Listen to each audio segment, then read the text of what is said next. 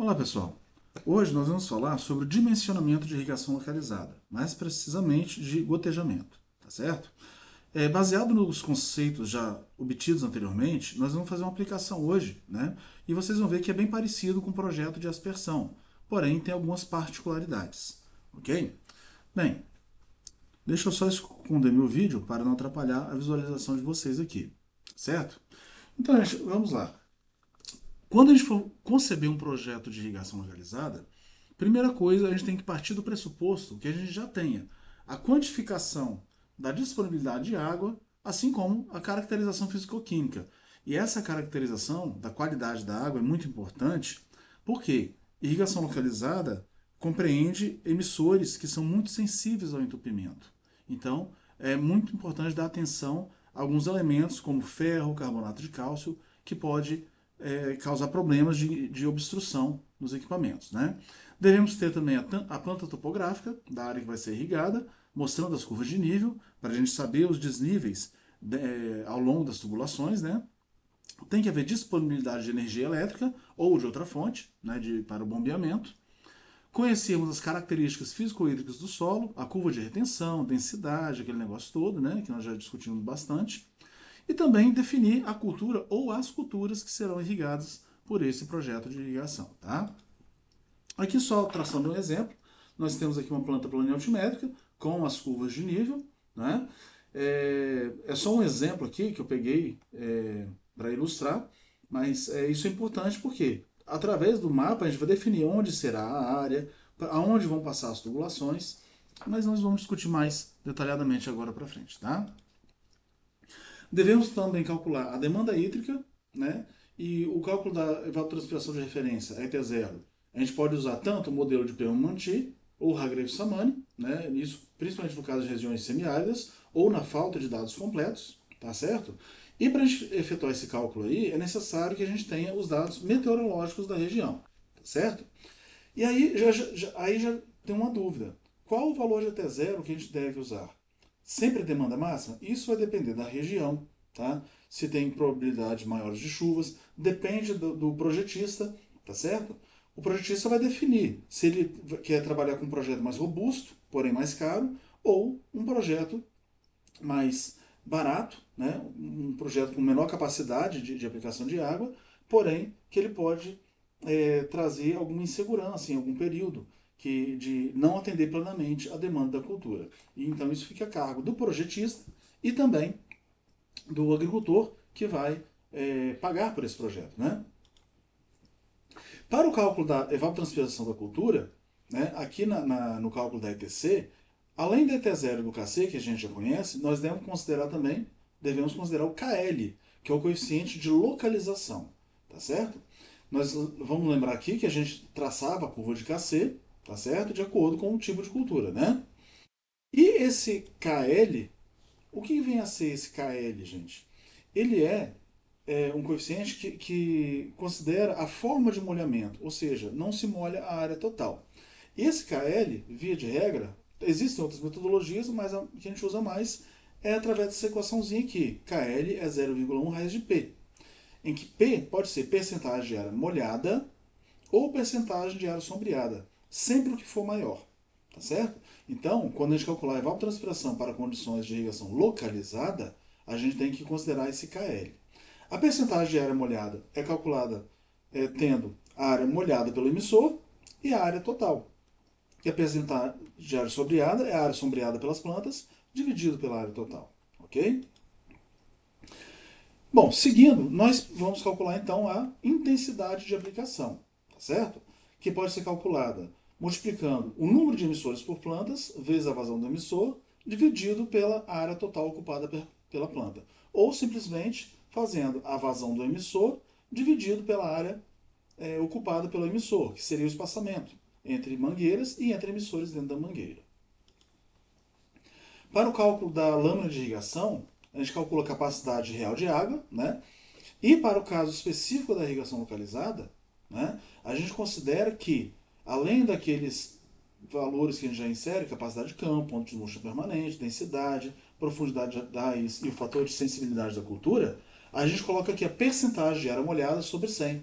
Por quê? Porque a gente considera que, como não vai molhar o solo totalmente, vai haver uma restrição do desenvolvimento da raiz. Então, a gente tem que considerar esse volume onde a água vai ser armazenada, que é dado nesse pan sobre 100 aqui, ok? Bem, aqui ó, a gente tem então o cálculo agora da irrigação real necessária. A gente vai considerar a IRN como sendo a capacidade real de água para localizada, calculada anteriormente, menos a precipitação efetiva. Aí aqui nós vamos definir, vai considerar essa precipitação efetiva ou não, tá certo? Isso depende também do projetista. Se eu considerar a precipitação efetiva, a capacidade de aplicação de água do projeto será menor, porém será mais barato. Né? Se eu não considerar, eu vou definir que toda a água vai vir do sistema de irrigação. Ou seja, se chover depois, claro que não vai irrigar. Mas, para fins de projeto, a gente pode considerar que a precipitação efetiva é zero durante o período de irrigação, então a gente não considera ela. Tá certo? E então, para a irrigação total necessária, ITN, basta dividir esse valor da IRN pela eficiência. Né? Como as perdas durante a aplicação na irrigação localizada são praticamente irrisórias, a gente costuma usar o Cook, que é aquele coeficiente de uniformidade de Christiansen, que já foi discutido anteriormente em outros vídeos. Né? Para projeto de irrigação localizada, a gente usa uma eficiência em torno de 0,85 a 0,95. Aí é claro que isso vai da experiência do projetista, quando você usa equipamentos de melhor qualidade, né, emissores melhores, quando você tem uma topografia mais plana, então a gente tende a usar eficiências maiores. Quando você tem equipamento com um custo um pouco menor, uma topografia um pouco mais acidentada, a gente tende para esse valor de 0,85, ok? E aí, a gente calcula então o turno de rega e o período de irrigação. O turno de rega é a lâmina líquida, que é o IRN, dividido pela ITC máxima, tá certo? O que é então essa ITC máxima? É a evapotranspiração prevista da cultura. Para isso, a gente tem que conhecer o dimensionamento agronômico, que nós já vimos também em outra aula, né? E nesse caso aqui, nós vamos considerar ainda a percentagem de área sombreada e molhada para o cálculo do KL. Então, fazendo aquele quadrinho que nós já treinamos, né, já fizemos até alguns exercícios, a gente estima ali qual é o período de cultivo. Nesse caso aqui, eu considerei só um ciclo, mas eu devo fazer para todas as possibilidades, para todas as culturas que eu vou cultivar e para todas as datas de plantio previstas. Né? Nesse caso aqui, a gente obteve a maior evapotranspiração nesse período, início de setembro, que foi de 5,03 milímetros por dia. Já considerando a IT0, o KC, tá certo? A percentagem de área molhada aqui e também o KL, nesse caso, que foi de 0,87. Né? Então, resultou nesse valor aqui. Agora nós vamos definir a IRN e ITN com base no turno de rega que foi fixado. Né? Geralmente, em irrigação localizada, a gente não adota turnos de rega muito longos, no máximo de 4 dias. Tá certo? E aqui, ó, vamos fazer agora então um projeto, né, de irrigação localizada para a gente ter uma ideia dessa sequência do passo a passo. Tá certo?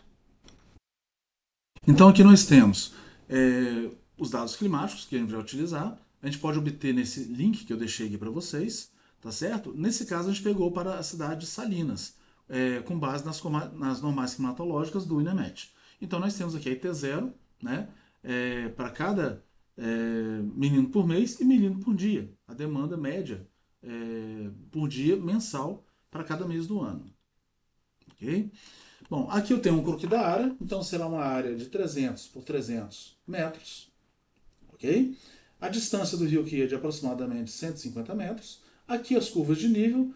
É claro que aqui nessa área está bem, uma área bem plana. A gente tem praticamente aí somente 1 metro de desnível, né? Da cota menor para a cota maior. Temos aqui a cota do nível d'água próximo ao nível d'água de 441 metros e no nível d'água 339. Isso é importante para a gente saber depois os desníveis na hora de dimensionar as tubulações. Bom, quanto ao solo, é um solo de textura argilosa, né? Mais de 35% de argila. Os dados de solo, capacidade de campo 32,3, ponto de murcho 15,6, densidade aparente 1,2. Calculando então aquela DTA, que seria a disponibilidade total de água, a gente tem aqui 2 milímetros para cada centímetro de profundidade. Qual a diferença dessa DTA para CTA que a gente aprendeu anteriormente? Que aqui a gente não considera a profundidade, né? Então a gente já calcula aqui para o valor de milímetros por centímetro. Depois, se quiser calcular CTA, basta multiplicar pela profundidade Z das raízes, tá? Esse solo ele possui uma VIB de 15 milímetros por hora, então, para fins de irrigação localizada, isso não é nem tão importante, porque a intensidade de aplicação geralmente é muito baixa, então não costuma dar problema de escoamento superficial, como ocorre na aspersão, ok?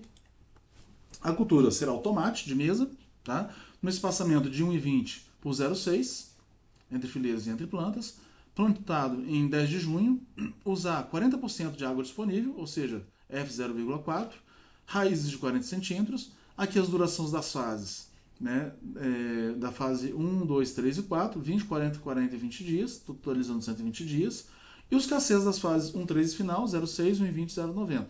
Isso aqui foi adaptado da tabela da FAO, tá certo? E a gente vai usar para o cálculo da evapotranspiração da cultura, né? Claro que esses valores aqui, dessas durações dos cacês, eles podem ser ajustados conforme a localidade, né, e as condições do cultivo. Então vai ser utilizada a irrigação por gotejamento, considerando com uma eficiência de 93%, tá? E um tempo máximo de funcionamento diário de 10 horas. As tubulações serão de PVC, tá? Com varas de 6 metros e o coeficiente C, que para cálculo da perda de carga de 150, para a equação de Hazen-Williams, e o polietileno, que seriam aquelas mangueiras pretas, também coeficiente C de 150. Né? Os diâmetros comerciais disponíveis, vamos considerar aqui 50, 75, 100, 125, 150 milímetros, e a linha de sucção possui um comprimento aí de 6 metros, a linha da bomba até o nível d'água. Né? O cálculo das lâminas líquida e bruta, então, a gente vai ter que a IRN, que é a lâmina líquida, vai ser calculado pelo DTA vezes o Z vezes o F, vezes o PAN sobre 100. Então a gente vai ter aqui 16 milímetros. E dividindo isso pela eficiência, nós temos aí a lâmina bruta, que é o ITN, 17,2 milímetros. Muito importante aqui, de onde eu tirei essa percentagem de área molhada? É uma estimativa. Existem equações para isso, mas são valores muito teóricos. Então, geralmente, o projetista ele já sabe mais ou menos, de acordo com o tipo de solo, tá? A vazão do emissor, a gente consegue encontrar, já tem como estimar esse valor. Então, vamos trabalhar com 50%, mas isso aí permite depois fazer alguns ajustes, ok? Aqui, aquele dimensionamento agronômico, né? Então, nós estimamos aqui a evapotranspiração e encontramos o valor máximo, que seria de 5,03 milímetros por dia no início de setembro. Para a SETC, o turno de rega, então vai ser a lâmina líquida, 16, dividido pela evapotranspiração máxima, daria 3,18 dias. Né? Esse aqui é o turno de rega máximo, tá, gente? Então, na verdade, eu poderia adotar um turno de rega de até 3 dias, que lembra que sempre arredonda para baixo. Porém, eu posso adotar de 2 dias, posso adotar de 1 dia. Nesse caso, eu vou fazer irrigação diária, por conveniência minha mesmo, certo? Então, nesse caso, nós vamos adotar então tanto o turno de rega quanto o período de irrigação de 1 dia, sem folga, ok? Bem, então, agora nós vamos ajustar. Como a gente alterou o período de irrigação, tem que ajustar as lâminas, né? Então, a lâmina líquida, que é a IRN, vai ser de 5,03 milímetros, que é a evapotranspiração diária, né? E a lâmina bruta, dividindo isso, vai dar 5,41 milímetros, ok? Agora, com base nisso, nós vamos escolher os emissores que atendam a essa demanda, tá certo? E, da mesma forma, a gente vai fazer um ajuste para ver como que vai ser, quantos setores vai irrigar por dia. Se dá tempo de irrigar tudo no mesmo dia. Nesse catálogo aqui, ó, desse modelo de gotejador, que eu busquei lá na internet, né? A gente tem esse modelo, com a vazão comercial ou nominal de 1 litro por hora. Ele dá aqui no espaçamento de 40 centímetros. A cada 40 centímetros tem um gotejador, né? E ele tem a vazão real, nessa pressão de 1 bar, de 1,22 litros por hora. E ele já dá aqui o comprimento máximo da mangueira, tá? Pode se fazer o dimensionamento também usando aquelas equações de perda de carga, tá? Só que além de ser mais complicada, fica depois para escolher a mangueira gera uma outra complicação. Então a gente prefere pegar os catálogos, aqui dos fabricantes, já escolheu o modelo, tá? Quanto mais experiência o projetista tiver, mais fácil fica para fazer isso depois. E aí a gente define qual é esse modelo, né? Então, a gente escolheu esse modelo. Aqui nesse comprimento máximo da mangueira, já considera que a variação de vazão ela vai ser de no máximo 10% ao longo da linha lateral. Isso é um critério de dimensionamento, tá certo? Agora vamos calcular então a intensidade de aplicação, né? Que vai ser baseado no número de emissores. E esse número de emissores vai ser o espaçamento entre plantas dividido pelo espaçamento entre emissores. Nós temos 0,6 metro entre plantas e 0,4 entre emissores. Então, vão ter 1,5 emissor para cada planta. Um emissor e meio, né? E a intensidade de aplicação vai ser o número de emissores vezes a vazão dividido pela área da planta em metro quadrado. Né? Então a gente tem aqui 1,5 emissores vezes 1,22 dividido pelo espaçamento da planta, 1,2 vezes 0,6. Tá certo? A intensidade de aplicação ela poderia ser calculada também simplesmente dividindo a vazão, 1,22, dividido pelo espaçamento entre emissores, que seria nesse caso de 1,2 vezes 0,4, e daria sim aqui o mesmo valor. Tá? Agora vamos calcular o tempo de operação por setor e o número de setores. Esse tempo de operação, né, vai ser a ITN para localizado, que é 5,41, dividido pela intensidade de aplicação, que a gente acabou de calcular. Então, ou seja, vai gastar 2,13 horas ou 2 horas e 8 minutos para cada setor. Não é? E o número de setores vai ser o turno de rega vezes o tempo de funcionamento diário dividido por esse tempo de funcionamento diário. Ou seja, nessas 10 horas que eu planejei aqui, eu posso irrigar até 4,7 setores. Então, eu posso dividir a área em 4 setores, arredondando esse valor para baixo. Poderia dividir em 5 setores? Se eu fizesse isso, eu teria um tempo maior do que 10 horas. Então, isso não é interessante. Né? Então, assim, o número de setores, que vai ser de 4, né? Então, o tempo de funcionamento diário vai ser de 8,52 horas ou aproximadamente 8 horas e meia. Esse tempo de funcionamento me permite trabalhar com a tarifa verde. Claro, se eu tiver um sistema de automação. Né? Eu posso irrigar à noite e a mudança de setor ela faz automaticamente de madrugada. Então, eu só aciono o sistema para iniciar a irrigar depois das 9 da noite. Isso varia um pouquinho de região para região, né? Esse é o horário da tarifa verde. E por que é interessante trabalhar com tarifa verde? Por conta do desconto tarifário. É uma energia muito mais barata. Tá certo? Então, olha só aqui, distribuído os setores, né? A gente tem uma área total de 9 hectares, dividido por 4 setores, então cada hectare vai ter 2,25, né? Em cada setor. Então vai ter aqui o setor 1, 2, 3 e 4, localizados nessa área retangular aqui. Então cada setor vai ter 150 por 150 metros de dimensão. Bem, agora vamos distribuir as tubulações, né, e definir o número de linhas laterais por setor. Então eu tenho aqui o croquis da área, não é? Eu vou colocar aqui no centro da área a linha principal em vermelho, que é esse trecho AB, tá? As linhas amarelas seriam as linhas secundárias, seria esse trecho CD, tá aqui? Então teria que uma linha secundária, outra linha secundária, né? Outra linha secundária e outra linha secundária. E as linhas de derivação, que são essas em azuis, vão ser essas aqui, ó. Vai ter uma aqui, outra aqui, outra aqui e outra aqui. E essas linhas tracejadas vão ser as linhas laterais. Então, o número de linhas laterais por setor vai ser esse comprimento aqui, 150 comprimentos, 150 metros, né, que é o comprimento da linha de derivação, em azul, tá, dividido pelo espaçamento entre linhas laterais, que é 1,20 m. Então, nós vamos ter em cada setor 125 linhas, tá, com saídas bilaterais. Então, eu vou ter aqui desse ponto até esse ponto aqui, 125 linhas, ok? Bem, e a vazão dos setores? Vamos calcular agora. Como calcula? A área do setor, dividido pelo espaçamento de emissores, vezes a vazão do emissor. Então, a área do setor, 150 vezes 150 metros, dividido pelo espaçamento entre linhas, que é 1,20, vezes o espaçamento entre gotejadores, que é 0,40, vezes a vazão. Eu vou encontrar, então, 57.187,5 litros por hora, ou convertendo 0,0159 metros cúbicos por segundo. Já é importante converter, porque é nessa unidade que a gente vai entrar na equação da perda de carga, ok? Vamos então dimensionar a linha de derivação. Vamos lembrar que ela é uma tubulação de múltiplas saídas. Então, olha só, ao longo dela tem várias linhas laterais saindo. Com isso, eu posso usar aquele critério da tubulação de múltipla saída para dimensionar. A mesma que a gente usava para dimensionar a linha lateral na aspersão. Né? Para isso, a gente calcula uma perda de carga fictícia, que é o HF', né? Dividindo a perda de carga da linha de derivação prevista, né? Para esse fator F, que é o fator de Christiansen. Ok? Então, primeiro, a perda de carga da linha de derivação vai ser 0,3 vezes a pressão no início da linha lateral. Né?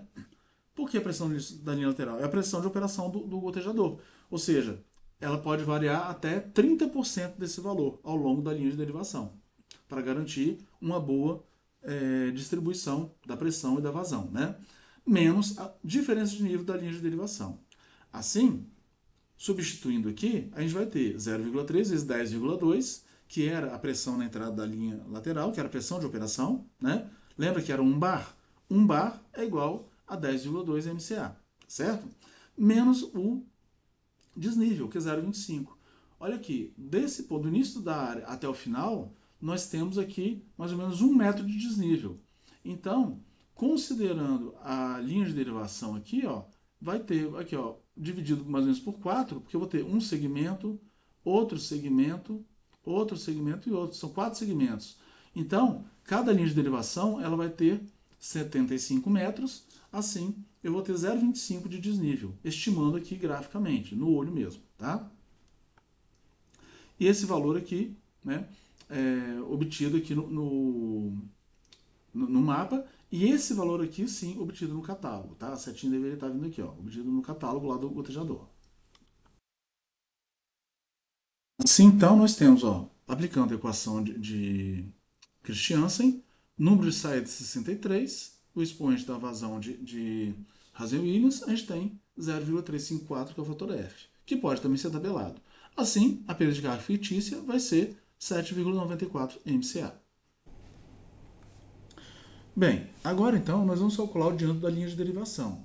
Para isso, nós vamos dividir a vazão pela metade, porque o setor ele é dividido em 2 segmentos de linha de derivação. Metade da vazão vai para um lado e a outra metade vai pelo outro, como a gente viu lá na figurinha, né? Então, dividindo a vazão total do setor por 2, a gente tem 0,00794 metros cúbicos por segundo.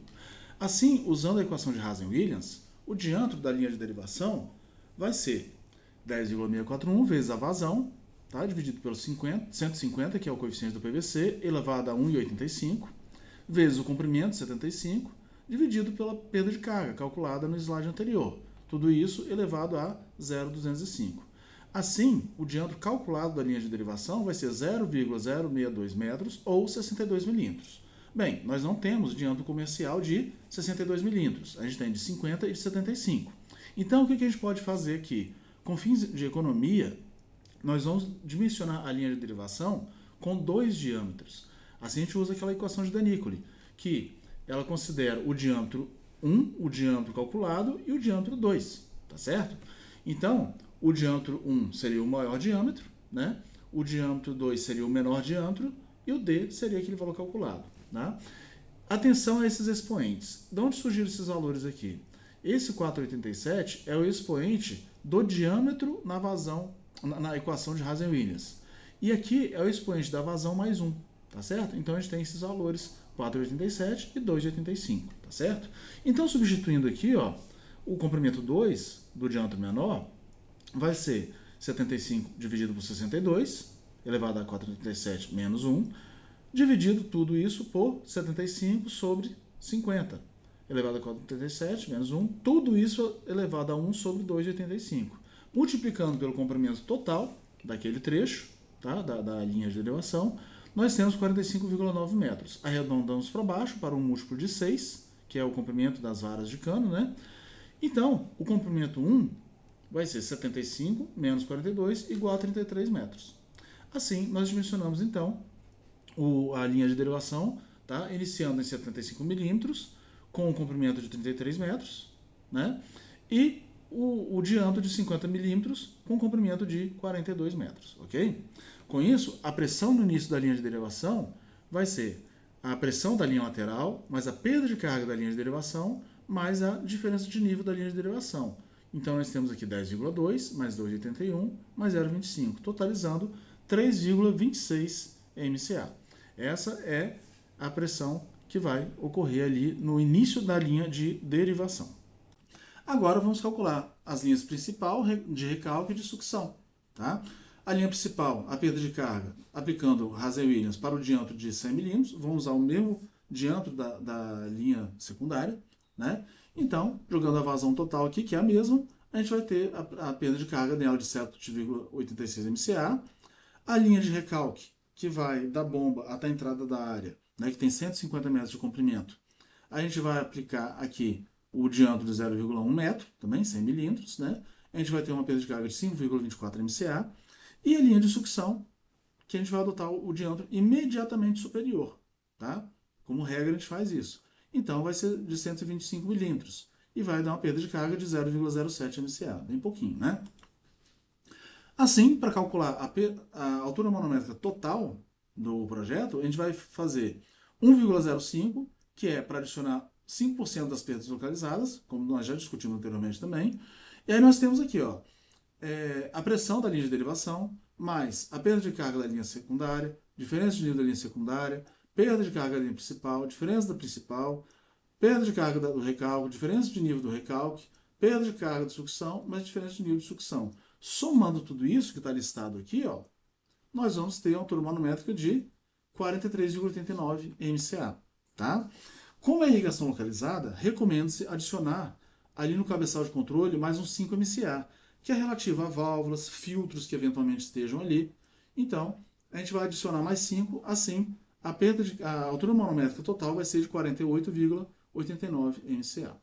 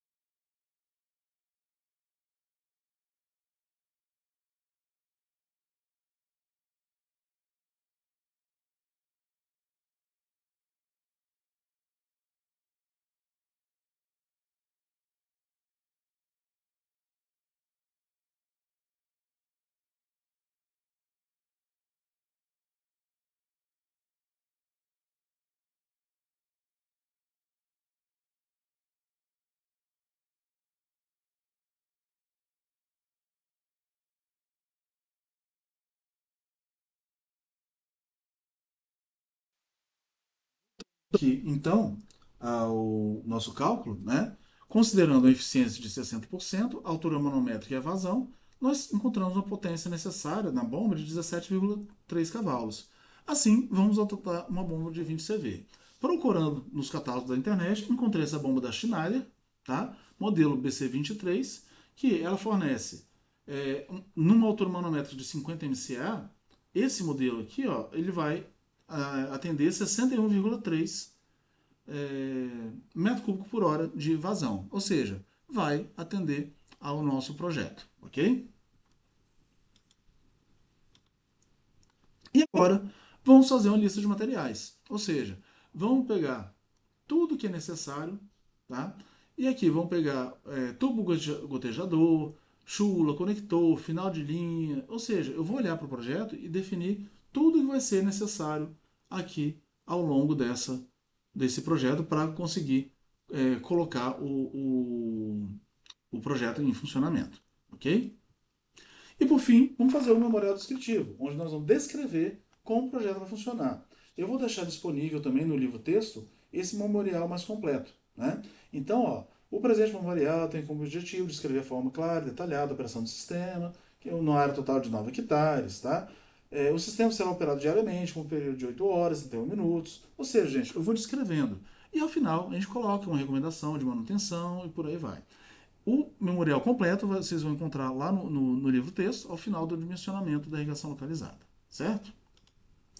Assim, agradeço a atenção de vocês, me coloco à disposição, voltar aqui o vídeo para falar com vocês, né? Então, gente, vocês viram que basicamente não tem muita diferença de dimensionar a irrigação localizada quando comparado com a irrigação por aspersão. Então, qualquer dúvida, me coloco à disposição e estamos por aí. Bons estudos!